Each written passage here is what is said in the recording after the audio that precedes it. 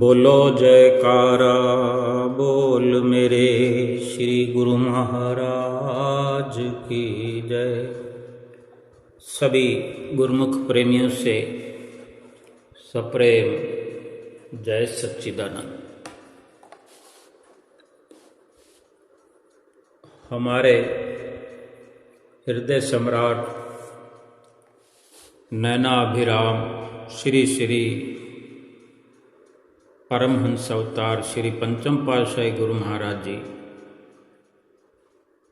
विदेश यात्रा करते हुए एक बार वहीं टेनरीफ नाम की एक जगह है, टेनरीफ में कृपा फरमाई। वहाँ का जन समुदाय, वहाँ के लोग गुरमुख थे वो भी, और जो गुरमुख नहीं थे ऐसी अनोखी निराली और मनमोहक छवि को देखकर हैरान हो रहे थे। और वहाँ के सब प्रेमियों ने अपने प्राण धन सतगुरु दाता दीनदयाल के स्वागत में मिल करके भजन भी गाए, जयकारे लगाए। वहाँ श्री गुरु महाराज जी ने वचन फरमाए कि महापुरुष इस भूमंडल पर जीवों के कल्याण हेतु ही आया करते हैं। वे अपने तन पर कष्ट सहन कर जीवों का उद्धार करते हैं। श्री गुरु महाराज जी ने फरमाया कि हम भारत छोड़कर आपको सच्चा सुख प्रदान करने आए हैं। जिस सुख की आपको चाहना है वो महल माड़ियों और इंद्रियों के सुख भोगों में नहीं मिल सकता। वो सुख तुम्हारे ही घट के भीतर है, जिसकी चाबी संत सत्पुरुषों के पास होती है। कितने सरल शब्दों में समझाया कि जो सुख आप लोग चाहते हो, आप महल माड़ियों से, इंद्रियों के सुख भोगों से वो प्राप्त करना चाहते हो, लेकिन वो सुख जो है तुम्हारे अपने अंदर है, तुम्हारे घट में है, लेकिन ताला लगाओ। और उसकी चाबी जो है संत सत्पुरुषों के पास होती है। गुरबाणी में वचन आता है, जिसका ग्रह तिन दिया ताला कुंजी गुरु सौंपाई। जिसका ग्रह तिन दिया ताला कुंजी गुरु सौंपाई। अनेक उपाव करे नहीं पावे बिन सतगुरु शरणाई।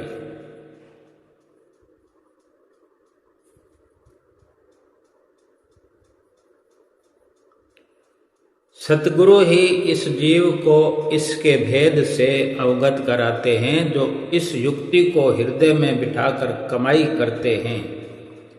सतगुरु के इन वचनों को सुनकर सतगुरु जो युक्ति बताते हैं कि किस प्रकार हम अपने ही घट में सुख है उसको कैसे पा सकते हैं, उसकी जो चाबी है वो युक्ति है, सतगुरु के द्वारा मिलती है। और इसी युक्ति रूपी चाबी से फिर वह सुख हम प्राप्त कर सकते हैं। चाहे हम भारत देश में रहते हों, विदेश में रहते हों, बड़े आराम से जीवन को सुखमय बना सकते हैं। सार से, रहस्यों से और गहरे राज से भरे वचनों को सुनकर प्रेमियों का दिल झूम उठा। हाथ जोड़कर वो नाम की दीक्षा प्राप्त करने के लिए बेनती करने लगे। आपने उन्हें पवित्र नाम, मधुर नाम की अनमोल संपदा प्रदान करके माला माल कर दिया। वहीं पर रहने वाले, तेनरीफ में ही रहने वाले एक भगत जी के मन में ये विचार आया।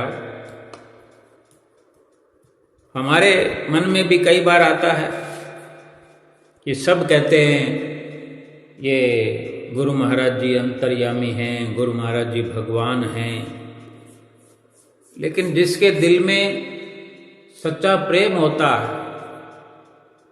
जिसके कोई पुरबले संस्कार होते हैं, कोई संस्कारी रूह होती है, सच्चा जिसका दिल होता है, पवित्र मन होता है, उसके अंदर ऐसा कुछ संशय आ भी जाता है तो सतगुरु भी उसके दिल की मुराद पूरी कर देते हैं, दिखा देते हैं उसे वो जो चाहता है। तो वहीं पर रहने वाले एक भगत जी के मन में ये विचार आया कि मैं तब समझूंगा कि ये गुरु महाराज जी सर्वशक्तिमान हैं, अंतर्यामी हैं, अगर अपने आप वो मेरा घर पवित्र करने आ जाएं, मेरे बिना बुलाए मेरे घर आएं, तो मैं समझूंगा। और वो वहाँ दर्शन करने के लिए नहीं गया। उसकी भक्तानी, भगत जी की भक्तानी दर्शन करने के लिए गई, लेकिन भगत जी नहीं गए। उनके मन में जो ये चल रहा था अंदर ही अंदर, किसी को बताया नहीं, अपने ही मन में विचार ये बना लिया कि गुरु महाराज जी अपने आप मेरे घर में आए, और भक्तानी को कोई बहाना लगा के भेज दिया कि तुम जाओ, मैं बाद में आता हूँ, या जो भी कुछ कहना था कह दिया, लेकिन गए नहीं भगत जी। तो उनकी, भगत जी की भक्तानी जो श्री गुरु महाराज जी के नज़दीक मत्था टेकने पहुंची, तो श्री गुरु महाराज जी ने सहज स्वभाव ही पूछ लिया कि अपने भगत जी को साथ क्यों नहीं लाई। तो भक्तानी विनती करती है, प्रभु आप तो स्वयं ही घट घट की जानने वाले हैं, अंतर्यामी हैं। मैंने बहुत आग्रह किया साथ चलने के लिए, पर वो आए नहीं, न जाने उनके दिल में क्या बात है। अब अंतर्यामी प्रभु से क्या छुपा है। वहाँ जो बाई जी थी, वहाँ की बाई जी को श्री गुरु महाराज ने फरमाया कि भगत जी का ख्याल बहुत नेक है, भगत जी भक्तिवान हैं। हमारा ख्याल है कि उसके घर जाकर उसे आप सूचना दे दो कि हम वहाँ पहुँच रहे हैं। भगत जी नहीं आए, लेकिन भगत जी भक्तिवान है। हमारा ये ख्याल है कि उसे समाचार दे दिया जाए कि हम वहाँ आ रहे हैं। बाई जी ने ये श्री आज्ञा पाक करके उसी वक़्त भगत जी के घर पहुंचकर श्री गुरु महाराज जी के शुभ आगमन का संदेश सुनाकर बधाई दी। भगत जी का ये सुनना था, भगत जी के खुशी का ठिकाना ना रहा। आंखों से जैसे आंसू आ गए और तुरंत ही अपनी कार को सजा करके आश्रम खुद पहुंच गए भगत जी। और इधर श्री गुरु महाराज जी तो उसके घर जाने की तैयारी में थे ही। तो भगत जी जो वहाँ पहुँचे, वहाँ पहुँचा देखकर श्री गुरु महाराज जी ने फरमाया कि भगत जी हम तो तुम्हारे घर की ओर ही आ रहे हैं। तो वो प्रेमी नतमस्तक हुआ, दंडवत प्रणाम किया और भीगे हुए नयनों से कहने लगा, आंखों में आंसू आ रहे हैं और कह रहा है कि मैं अपनी छोटी सोच पर पहले ही बहुत शर्मसार हूँ स्वामी जी। अब आप मेरे घर पधार कर मुझे कृतार्थ करें। आपने श्री पंचम पातशाही गुरु महाराज जी ने उसकी कार में विराजमान होकर उसी के घर कृपा फरमाकर उसे निहाल कर दिया। उसने सबके सामने, सभी गुरुमुख प्रेमियों के सामने, महात्मा जनों के सामने, भाईजनों के सामने और संगत के सामने उस भगत जी ने अपने मन की बात सबको बताई कि मेरा ये विचार था, इस विचार से मैं आश्रम नहीं आया और मैंने अपनी भक्तानी को भेज दिया कि अगर श्री गुरु महाराज जी सर्वशक्तिमान हैं तो वह अपने आप मेरे घर आएं। और श्री गुरु महाराज जी ने स्वयं ही अपनी मौज से मुझे संदेशा भाई जी को भेज करके, भाई जी चल करके मेरे घर कहने आए कि श्री गुरु महाराज जी आपके घर आ रहे। तो ये बात तो उसने सुनाई तो और गुरुमुख प्रेमियों के भी आंखों में आंसू आ गए। और इस प्रकार श्री गुरु महाराज जी वहाँ से जब वापस लौटकर अपने निवास स्थान पर पहुँचे, आपने वचन फरमाए कि ये मानुष तन जो है बहुत दुर्लभ और अनमोल है। जीव को जो श्वास मिले हैं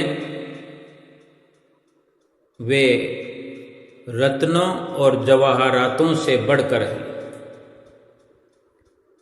इन श्वासों को कौड़ियों के बदले में गंवाना नहीं है, मिट्टी में मिलाना नहीं है। ये बहुत कीमती श्वास हैं। हर पल हर क्षण जीव की आयु समाप्त हो रही है, खत्म हो रही है। जिसने इस समय में अपना काम कर लिया वही लाभ में है। संसार के जितने धंधे हैं, काम हैं, वे अपने काम नहीं हैं। दुनिया के जितने भी काम धंधे हैं ये शरीर तक सीमित हैं और आखिर में सब छूट जाएंगे, विनष्ट जाएंगे, खत्म हो जाएंगे। आत्मा जो चेतन है उसका ख्याल करो, उसका कल्याण करना ही अपना असली काम है। ये जीव आत्म कल्याण हेतु ही इस संसार में आया है। ये भेद, ये सच्चाई संसार में कोई नहीं बताने वाला है। और इस सच्चाई का पता लगे बिना जीव अपनी आत्मा का कल्याण नहीं कर सकता। संत महापुरुष ही ये भेद बताते हैं क्या कि काम अपना यही है, कर लो भजन भक्ति की कमाई। जो आत्मा परमात्मा में मिल जाए सब दुखों से हो रिहाई। कि सत्पुरुषों की संगत में आने से ही जीव को ये ज्ञान और विवेक मिलता है कि मैं कौन हूँ, कहाँ से आया हूँ, मुझे क्या करना है। सत्संग, सेवा और नाम भजन ही जीव का सच्चा श्रृंगार है, सच्चा गहना है। यही मनुष्य जन्म की सफलता का राज है। जिसने भी ये काम किया उसने ही अपने जीवन को भक्ति की सुगंध से महका लिया है। सतगुरु की, सतपुरुषों की रब्बी वाणी को सुनकर वहाँ उपस्थित प्रेमियों के हृदय गद गद हो उठे। जीवन जीने की कला को जान करके उनके जीवन सही अर्थों में धन्य हो गए। अब श्री गुरु महाराज जी वहाँ से दूसरी जगह प्रस्थान करने लगे। वहाँ के प्रेमी श्री गुरु महाराज जी से दूर नहीं होना चाहते थे, बिछड़ना नहीं चाहते थे, लेकिन श्री गुरु महाराज जी ने अपनी मधुर मुस्कान से उनको दोबारा आने का इशारा किया और आश्वासन दिया और वहाँ से चल पड़े। वहाँ तेनरीफ से उड़ान भरकर हवाई जहाज जब लंदन एयरपोर्ट पर पहुंचा,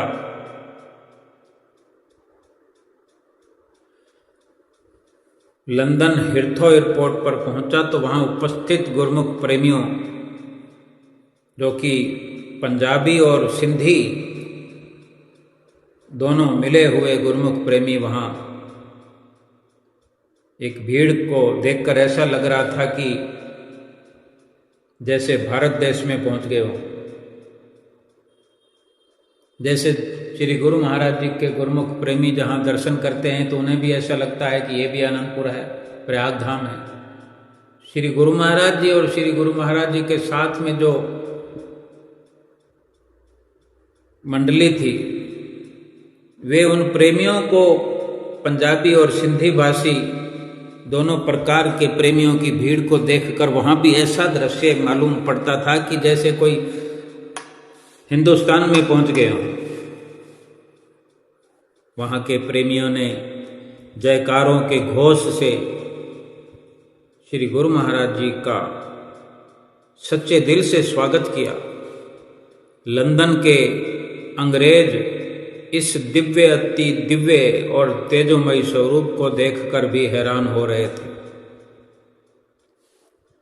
जहां दुबई में इतनी भीषण गर्मी थी, इससे पहले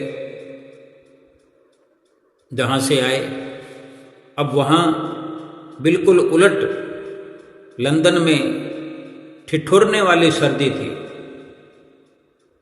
सूर्य देव के कभी कभार ही यहाँ दर्शन होते हैं, ये वहाँ पता चला।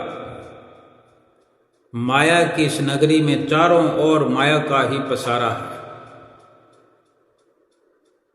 चौड़ी चौड़ी सड़कें, भव्य मकान, आलीशान बाग बगीचों से सुसज्जित इस शहर में सभी प्रकार की शारीरिक सुख सुविधाओं की भरमार है। ये लंदन है, लेकिन यहाँ के निवासी आत्मिक सुख से बिल्कुल अनजान है। आत्मा क्या है, परमात्मा क्या है, क्या आपस में इनका संबंध है, कैसे आत्मा को परमात्मा में विलीन करना है, इन बातों पर जरा भी उनका ध्यान नहीं है, थोड़ा भी उनको ज्ञान नहीं है। उनकी नज़र में शरीर ही सब कुछ है, जिसके आगे आत्म तत्व को वो तुच्छ समझते हैं, जानते भी नहीं। इसलिए उनकी संगत में रहने वाले अधिकांश भारतीय प्रेमी गुरमुख भी अपनी संस्कृति को भूलकर माया की चकाचौंध में खो चुके थे। जैसा करे संग वैसा चढ़े रंग।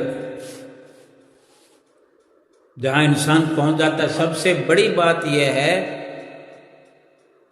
कि इंसान भूलता बहुत जल्दी है, भटकता बहुत जल्दी है, फिर रास्ते पे आना तो बड़ा मुश्किल होता है। भूल को सुधारना बड़ा मुश्किल होता है। संसारिक झिलमिल को देख करके अच्छे अच्छे उस चकाचौंध में, उस झिलमिल में खो जाते हैं। वहाँ का भी कुछ ऐसा ही दृश्य था कि प्रेमी गुरुमुख भी बाहर विदेशों में जाकर के ऐश्वर्यों में, भोग विलास में, चकाचौंध में खो जाते हैं।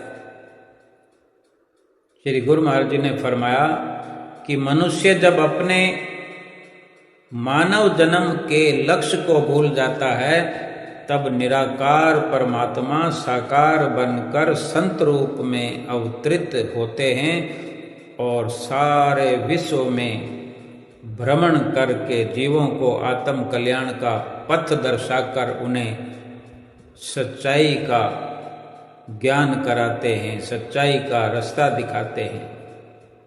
श्री सतगुरुदाता दयाल जी भी इसी उद्देश्य को लेकर लंदन वासी भक्तों का आत्म कल्याण करने हेतु, ये समय था 25 सितंबर सन 1977 को इस धरा पर गुरुमुख प्रेमियों का कल्याण करने के लिए पधारे। अपने आशीर्वाद और प्रेम भरी मुस्कान से आपने सबको प्रेम भक्ति के रंग में रंग दिया। आपके वहाँ पहुँचते ही जहाँ पहले बादलों की काली घटाओं से घिरा हुआ आसमान दिखाई दे रहा था, घना अंधकार छाया हुआ था, दिन को भी ऐसा लग रहा था जैसे रात हो गई है। श्री गुरु महाराज जी के वहाँ पहुँचने से धीरे धीरे आसमान उन काली घटाओं से साफ हो गया। ऐसा लगने लगा कि जैसे एक साथ एक नहीं दो दो सूरज निकल आए, अपनी चमक से लंदन को जैसे दो दो सूरज चमका रहे हो, उजाला हो गया।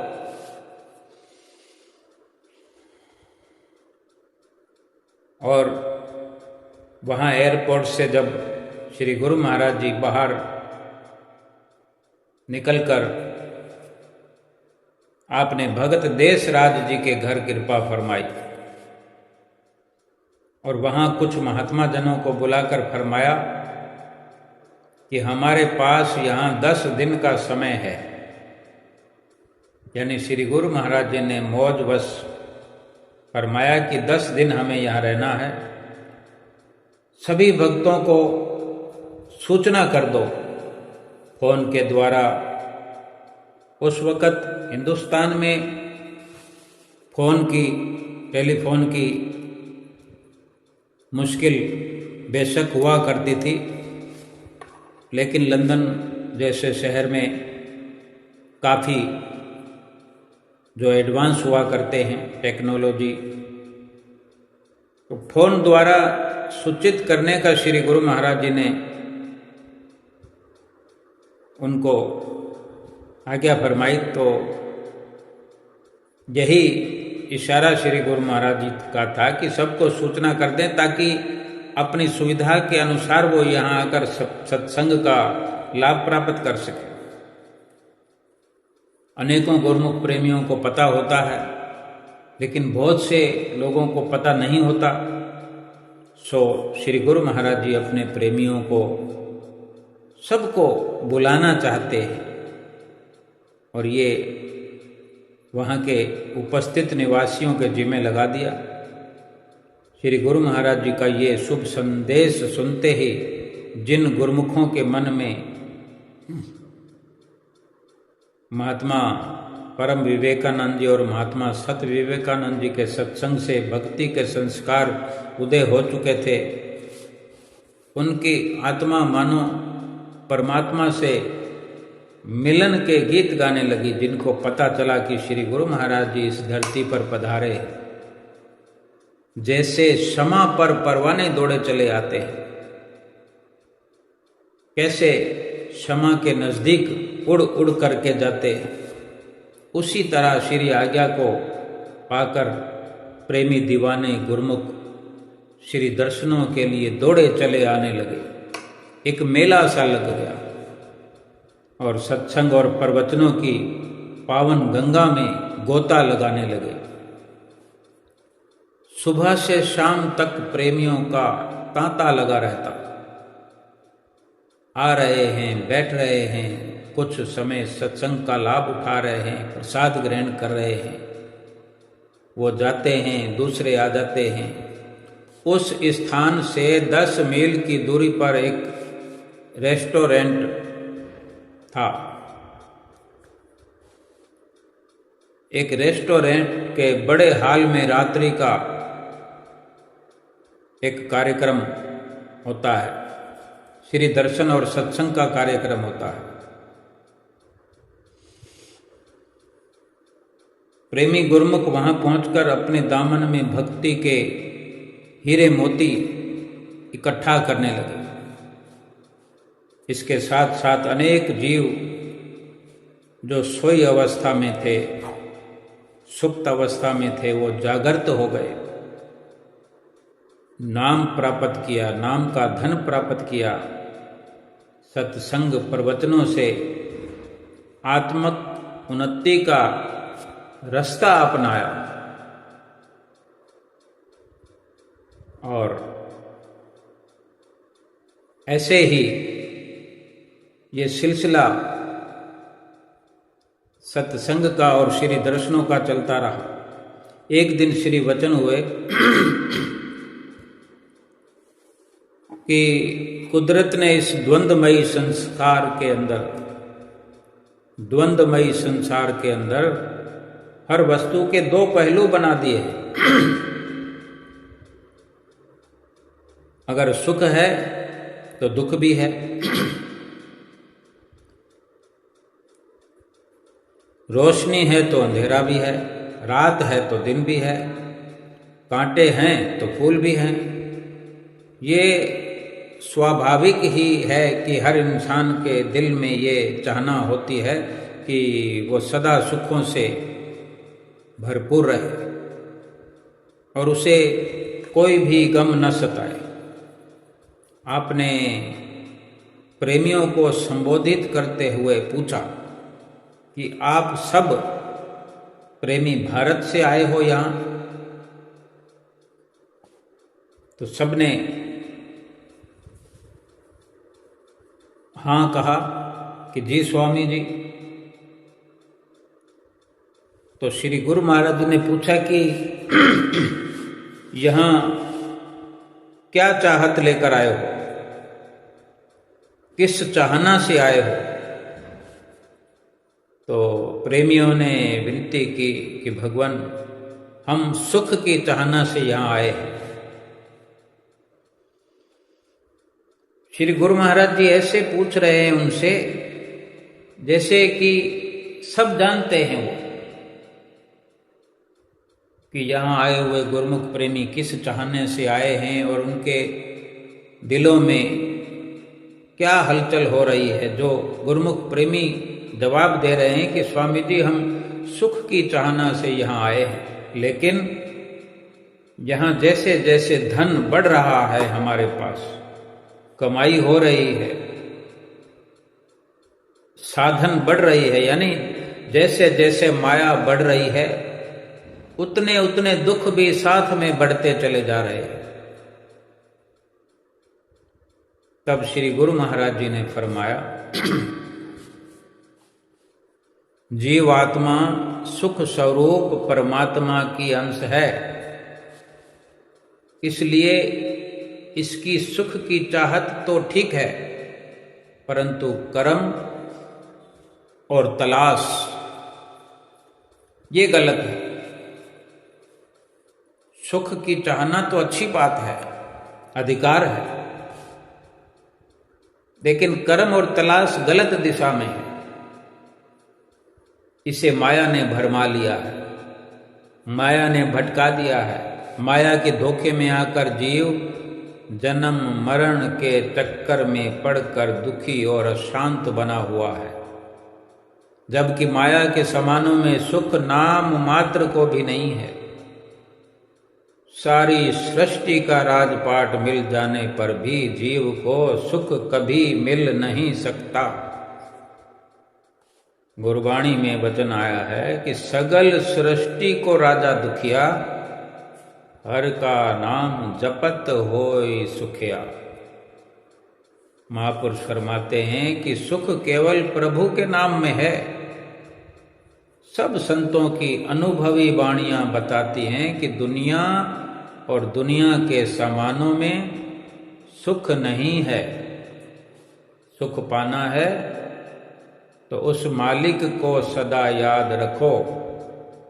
मानुष जन्म का लक्ष्य ही प्रभु को दिल में बसाना है। जिसने भी सत्पुरुषों की शिक्षा पर अमल किया तो समझो कि वो अपने दोनों लोक संवार गया, यानी लोक परलोक दोनों उसने संवार लिए। श्री गुरु महाराज जी ने फरमाया, सज्जनों, यदि इस जन्म को पाकर प्रभु के नाम का सुमरण नहीं करोगे तो आगे मालिक की दरगाह में जाकर क्या मुंह दिखलाओगे। वहां तो केवल नाम वालों को ही प्रवेश मिलता है। मालिक की दरगाह में नाम भजन भक्ति वाले ही प्रवेश करते हैं। चतुर, धनवान, सयाने, अधिक धन कमाने वाले, अधिक चतुर, सियाणप वाले, वहां उनको प्रवेश नहीं मिलता, उनकी कोई पेश नहीं चलती। इसलिए आलस्य प्रमाद को छोड़कर त्याग कर नाम भजन में जुट जाओ। इसी में ही जीवात्मा का कल्याण है। आपके श्री पंचम पातशाही गुरु महाराज जी के ऐसे चेतावनी भरे वचन सुनकर जिन जीवों पर मुद्दतों से माया का रंग चढ़ा हुआ था, एकदम वो हैरान रह गए।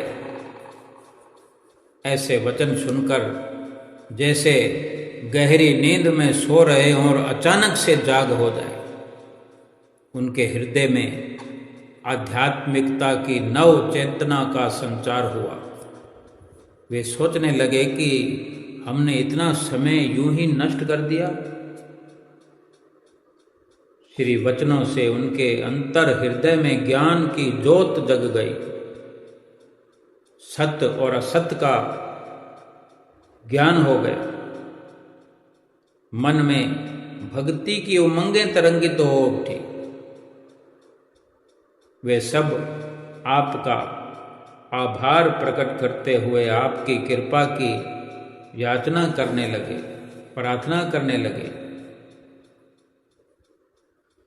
और वहाँ आश्रम स्थापित करने की श्री मौज को श्री गुरु महाराज जी ने सब पर प्रकट करने के लिए आपने उन सब से पूछा। क्योंकि श्री गुरु महाराज जी की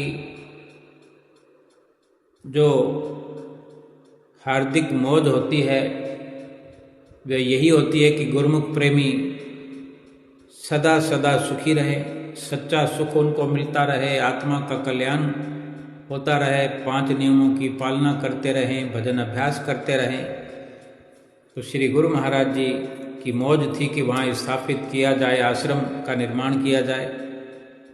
तो इस प्रकार सबसे पूछने लगे कि क्या आनंदमयी जीवन जीने की अब सबकी सलाह पक्की है? अगर यदि ऐसा है तो हम आपको जो युक्ति बताएंगे आपको उस पर चलना होगा। आपने उन्हें सबको दृढ़ करते हुए फिर पूछा कि आपको आज्ञा में चलना स्वीकार है? जब सब ने हाँ में सिर हिलाया तो आपने फरमाया, यहाँ एक सुंदर भवन बनाओ जिसमें श्री परमहंस अद्वैत मंदिर होगा। उसमें श्री परमहंसों की दिव्य प्रतिमाएं विराजमान की जाएंगी। यहाँ सुबह शाम श्री आरती पूजा होगी, सत्संग का कार्यक्रम होगा जिसमें प्रत्येक गुरुमुख को शामिल होना जरूरी है। सत्संग की रोशनी से ही अज्ञान का अंधेरा दूर होता है, इसलिए इस काम को जल्दी से जल्दी पूरा करना है। प्रेमियों के विनती करने पर फिर श्री गुरु महाराज जी उन सब के घरों को पवित्र करने लगे। वहीं एक दिन आप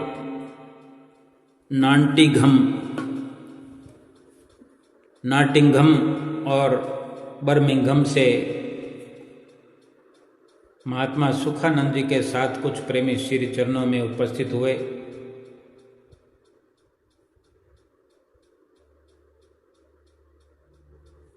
और विनती करने लगे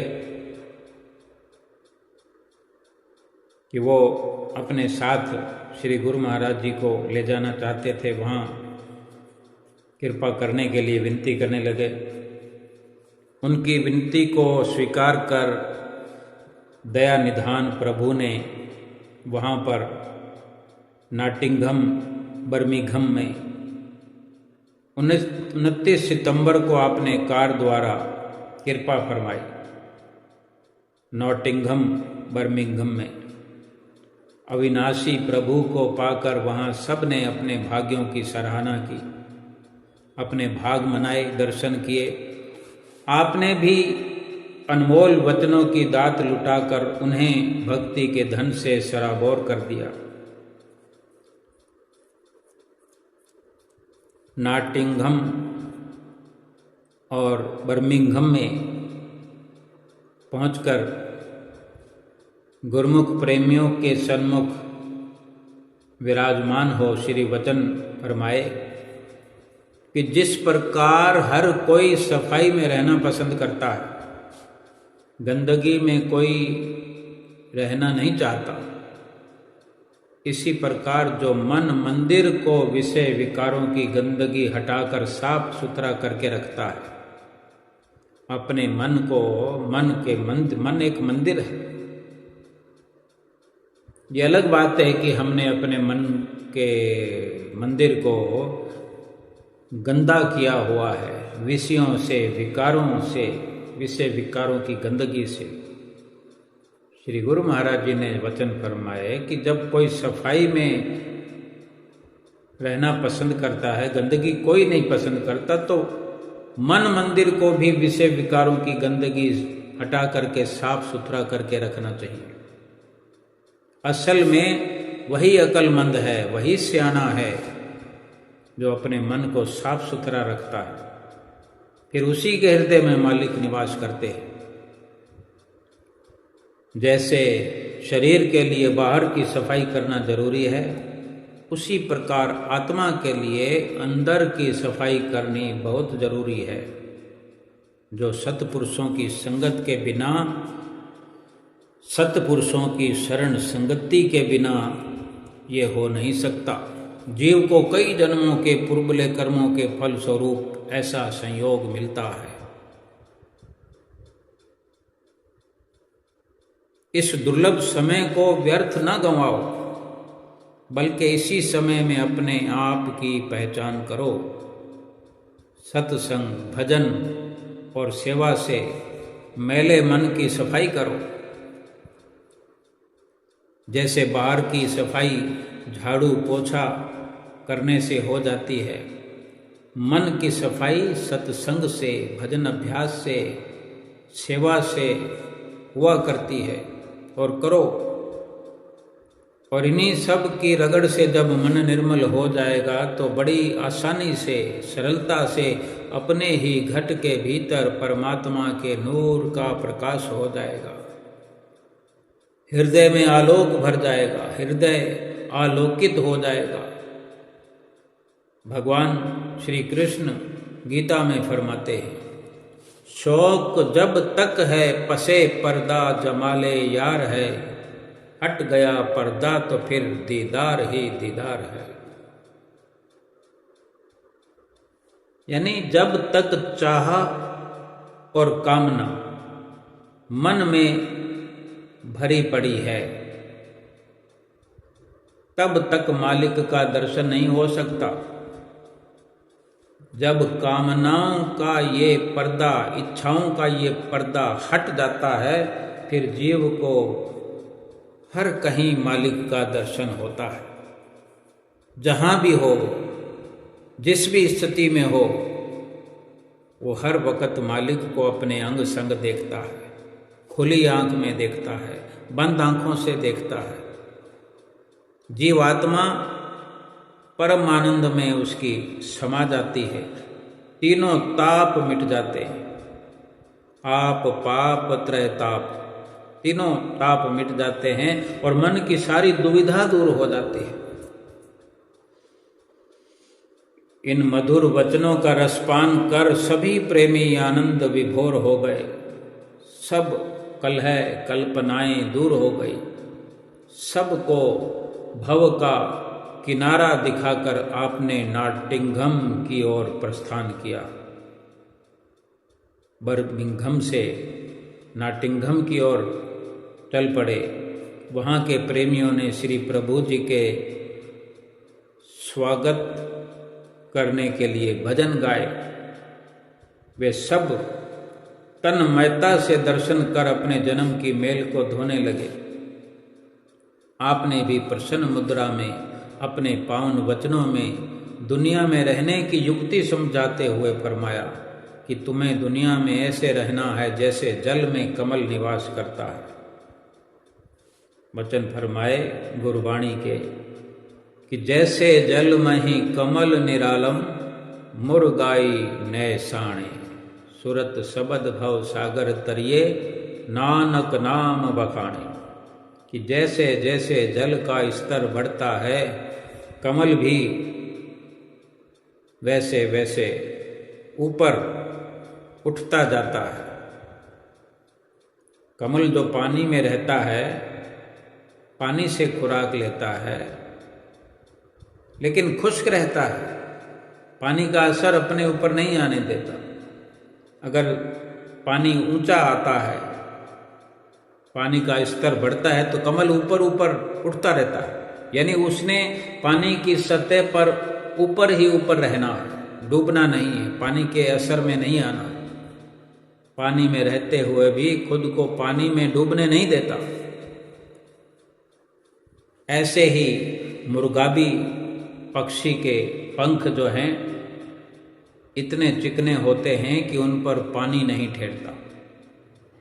इसी प्रकार दुनिया के सामान शरीर की परवरिश के लिए हैं, इनमें मोह फसाना नादानी है।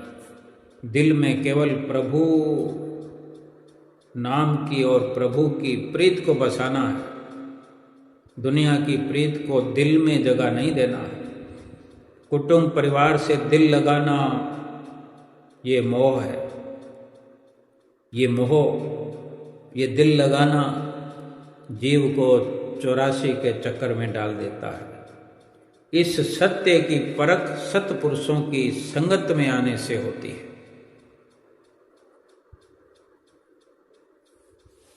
जो सत्पुरुषों की संगत में आते, सत्पुरुषों की संगत में आने वाले ही ये भली भांति जान पाते हैं कि परिवार में रहते हुए परिवार से दिल नहीं लगाना, संसार में रहते हुए संसार में दिल नहीं लगाना, संसार से ऊपर ऊपर होकर के रहना, संसार का माया का असर अपने ऊपर नहीं होने देना। इसलिए सबसे पहला कर्तव्य ही यही है कि जीव सत्पुरुषों की संगत ग्रहण करे, ताकि उसे सत्य और असत्य का विवेक हो सके, दुनिया में कैसे बरतना है इस चीज की समझ आ सके। फिर देखो जीवन में एक नया मोड़ आएगा। जीव दुखों के समुद्र से निकलकर शाश्वत आनंद के गहरे और गंभीर सागर में समा जाएगा। श्री सद्गुरुदेव जी से ऐसा वरदान पाकर, ऐसे वचन सुनकर प्रेमी जन अपने भागों की सराहना करने लगे। इतने में दो प्रेमी वहीं पास रग्बी से दर्शनों के लिए आए। मनोहारी छवि को देखकर अपने तन बदन की सुध भुला बैठे। बड़े विनीत भाव से उन्होंने श्री चरणों में अपना घर पवित्र करने का भाव प्रकट किया। आपने फरमाया कि अब समय थोड़ा है, लेकिन प्रेमी मानने वाले ही नहीं थे। लगातार अपनी विनती कर रहे थे। उन्होंने प्रेम और करुणा के भंडारी प्रभु को अपने प्रेम के जाल में बांधकर हाँ करवा ली। आपसे स्वीकृति पाकर वे तुरंत ही चल दिए और जाकर शुभ आगमन की वहाँ रग्बी में तैयारी करी। अपने घरों की साज सजावट करने लगे। फिर श्री गुरु महाराज जी नाटिंघम का प्रोग्राम पूरा करके आप रग्बी की ओर पधारे। वे दोनों प्रेमी अपने घर के बाहर आगमन की राह में आंखें बिछाए हुए खड़े थे। जैसे ही आपको सन्मुख पाया, प्रेम विभोर होकर नतमस्तक हुए और आप अंदर प्रवेश करके श्री गुरु महाराज जी सुसज्जित पलंग पर विराजमान हो गए। श्री वचन हुए कि यहाँ कितने सिख परिवार रहते हैं। उन्होंने कहा, प्रेमियों ने, कि इस छोटे से शहर में लगभग 60 परिवार सिखों के। आपने फिर पूछा कि गुरबाणी का पाठ होता है? तो उनका सिर लज्जा से झुक गया। आपने अपार कृपा बरसाते हुए पावन वचनों में फरमाया कि झूठी धन दौलत जोड़ने से क्या लाभ? यदि अपने धर्म का पालन ही नहीं किया तो सब बेकार है। जिसकी जिह्वा पर प्रभु का नाम नहीं, उसकी जिंदगी किस काम की? माया जोड़कर आखिर नरक ही तो खरीदना है। अंत समय तो ये माया भी साथ नहीं जानी, सब यहीं का यहीं रह जाएगा। फरमाया, साथ न चाले बिन भजन, बिखिया सगली चार, हर हर नाम कमावना, नाम नानक धनसार। इसलिए हम यही हिदायत देते हैं कि बिना विलंब किए यहाँ तुरंत ही एक गुरुद्वारा बनाओ। नित्य नियम से सुबह शाम गुरबाणी का पाठ करो। अगर इन वचनों को अमल में लाओगे तो निश्चय ही अगम भव सागर से किनारा पा लोगे। आपकी श्री गुरु महाराज जी की हित भरी वाणी सुनकर उन प्रेमियों के, जो गुरबाणी को मानने वाले थे, उनके हृदयों में नव उत्साह का संचार हुआ। जिस काम को वो आजकल करते हुए टाल रहे थे, वो आलस्य और प्रमाद गायब हो गया। श्री चरणों में क्षमा याचना करते हुए विनती की कि प्रभु, अब आपके आशीर्वाद से ये काम जल्दी ही पूरा हो जाएगा। इस प्रकार सत्य मार्ग से भूले हुए उन प्रेमियों को भक्ति का पथ दर्शाकर आप सभी को, गुरमुख प्रेमियों को निहाल करते हुए आप वापस लंदन लौट आए।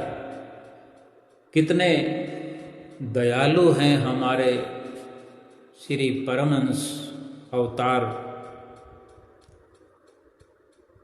समय समय पर हर रूप में गुरमुख प्रेमियों को मोह की नींद से जगाते रहे। आज हम कल्पना करने मात्र से ही निहाल हो जाते हैं कि देश में नहीं, विदेश में नहीं, पूरी दुनिया में श्री परमहंस अद्वैत मत का, भक्ति और परमार्थ का ये झंडा लहरा रहा है। बल्कि वर्णन में ये आता है कि इस दुनिया में नहीं बल्कि तीनों लोकों में श्री आनंदपुर धाम की सच्ची भक्ति का झंडा लहरा रहा है। ये श्री परमहंसों की अति कृपा है जो हम उनकी छत्र छाया में इस लोक में जीवन व्यतीत कर रहे हैं। हम उनके वचनों का पालन करते रहें, नित्य नियम करते रहें, 2 घंटे भजन अभ्यास करते रहें। ये लोक भी हमारा सुखी हो रहा है, साथ के साथ परलोक भी सुहेला होता चला जाएगा और जीवन हमारा सफल होगा, आत्मा का कल्याण होगा, सतगुरु की प्रसन्नता मिलेगी, परमात्मा के दरबार में हम मुख उज्जवल कर जाएंगे और अपने जीवन का लक्ष्य पूरा कर पाएंगे। बोलो जयकारा बोल मेरे श्री गुरु महाराज की जय।